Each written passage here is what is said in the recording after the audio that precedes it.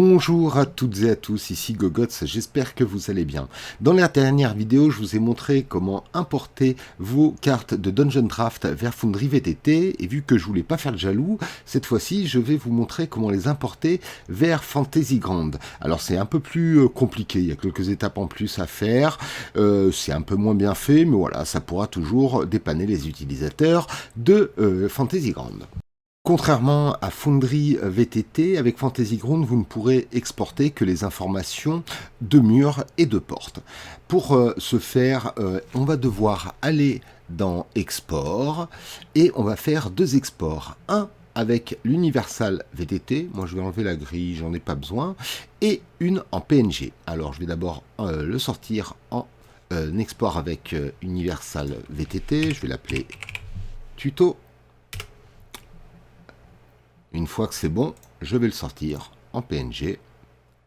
Je vais faire export et je vais le réappeler tuto. Essayez de bien garder le même nom.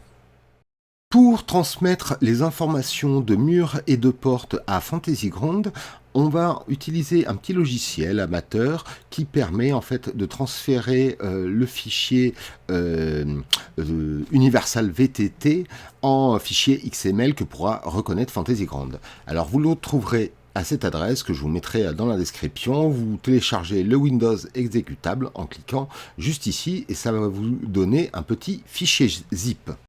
Une fois le fichier téléchargé et décompressé, vous allez aller prendre le petit fichier draft2fgu.exe et le faire glisser dans le dossier dans lequel vous avez exporté votre carte.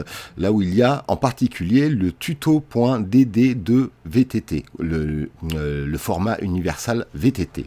En fait, le petit .exe, le petit logiciel, va aller transformer ce fichier-là en fichier XML que pourra reconnaître Fantasy Ground. Alors, il suffit de le lancer, il prendra en fait tous les fichiers en Universal VTT qu'il trouvera dans votre dossier. Donc si vous en avez plusieurs, il les traitera tous.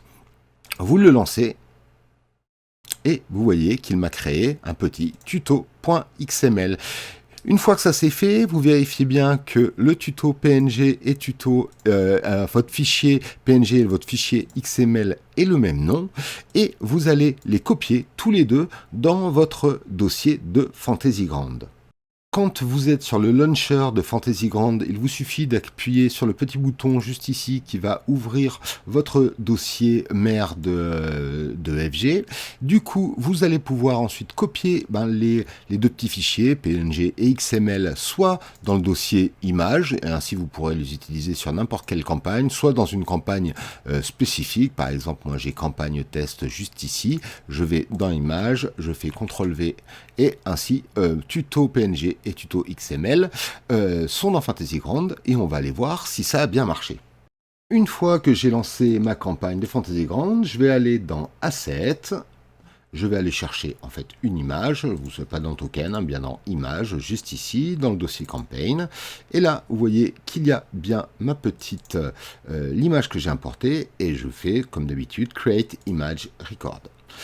Ainsi vous voyez que l'image a bien été importée et si vous allez sur Line of Sight, juste ici, vous voyez que tous les murs ont aussi été mis et fonctionnent sur la carte. Je vais quand même vérifier avec un personnage, voir si ça fonctionne bien. Je me mets en mode jeu et j'active la ligne de vue. Et oui, effectivement, je vais pouvoir ainsi me balader et utiliser les lignes de vue qui ont été créées dans Dungeon Draft. Je vais aussi vous donner une petite astuce bonus. Souvent, dans Dungeon Draft, on me demande s'il est possible d'exporter l'effet eau qu'il y a quand on est en train de regarder et en train de fabriquer nos cartes. Pour l'instant, il n'y a pas la possibilité de l'exporter ou de le transmettre à d'autres logiciels. Par contre, vous pouvez le recréer sur Fantasy Ground avec les calques FX. Vous allez ici dans le calque effet, vous allez sur le petit menu déroulant juste ici et vous faites Water. voyez que toute votre carte va avoir un espèce d'effet un peu d'eau, tout simplement.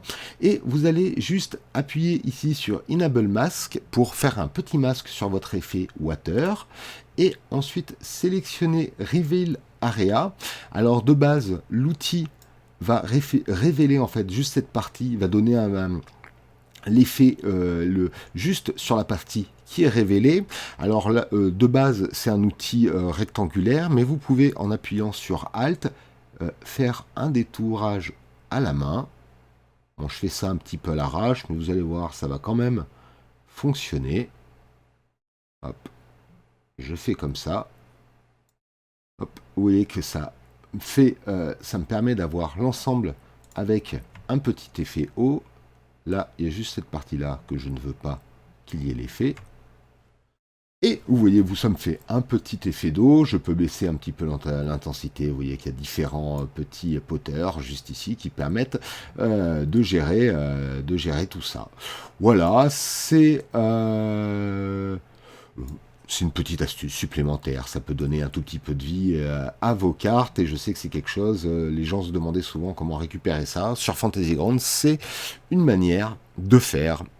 En tout cas, voilà, FG est toujours un petit peu à la bourre pour l'intégration de nouvelles fonctionnalités, de nouveaux fichiers et tout.